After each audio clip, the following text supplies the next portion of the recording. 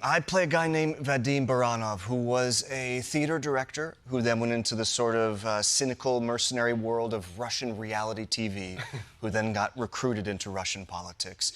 And when the oligarchs needed a new leader to replace Yeltsin, they installed Vladimir Putin into office. Yeah. How do you research a role like this? Are you mainlining state TV and borscht? Yes, sure. There's a lot of fan videos on YouTube of Putin's walk to rap songs. He's got a good... That's where you start, right? Yeah, I mean, that man knows. He's got a PR machine. He's got a good walk. The research for this was actually really fun.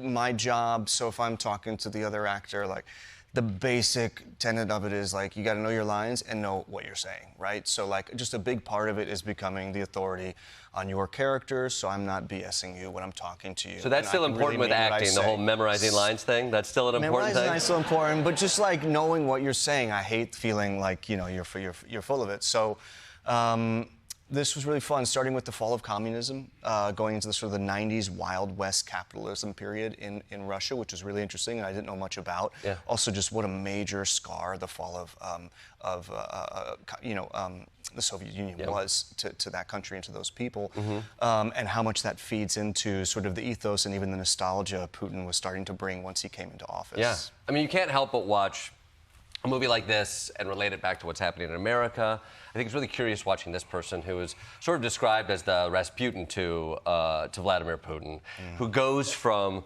being an avant-garde theater director to being this media manipulator. As you're piecing that together, how are you wrapping your head around how a real person, how a character can transfer into somebody who essentially becomes like an amoral device of the state? Yeah, sure. Well, one of the unfortunate things about this character is I don't think he was born seeking that, but this is where his talents were rewarded. And I think it's easy for us to follow that path. I mean, I think so. I think in some ways the film is about complicity. This is where this person was rewarded and given power, so this is what I will do.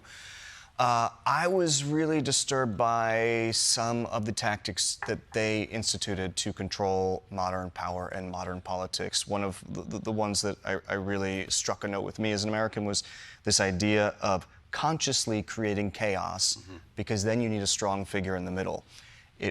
Years later, now we've heard Steve Bannon use the term muzzle velocity, because they're just going to come at you so fast that we can't do anything about it.